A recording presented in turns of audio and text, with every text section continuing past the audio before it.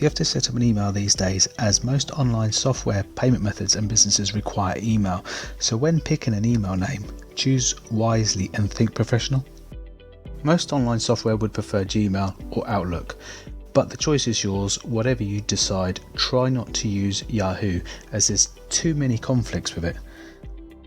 Now, when it comes to autoresponders, I use a couple, and the best one that I would suggest you to use is Aweber. Why? Well, when it comes to integration, Aweber is top on the list. It's reliable, very easy to use and safe. Aweber only charges $19 a month until you get to 500 emails, then goes up in price, but it's very reasonable as you are storing data and it's kept safe. So I would strongly recommend getting Aweber. So when starting up an online business, you need a payment method to use. Basically, it's like having a bank card and an account online which is secure.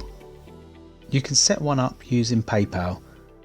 What they do is link your online bank account, so then you can make payments online and take payments online too, safely. This is where it starts to get interesting. Now you're probably wondering what JVZoo is and what it does. JVZoo is an affiliate platform, and you would need to be registered with one later, but if you get things done now, it leaves less to do later when things start to pick up. Warrior Plus is an older affiliate platform, but it's still very much aggressive in the selling world, and a lot of top big affiliates tend to be on Warrior Plus. One thing that Warrior Plus has over JVZoo is that the affiliate links can still be shared on Facebook, while JVZoo cannot for some reason. So make sure you sign up for this one too.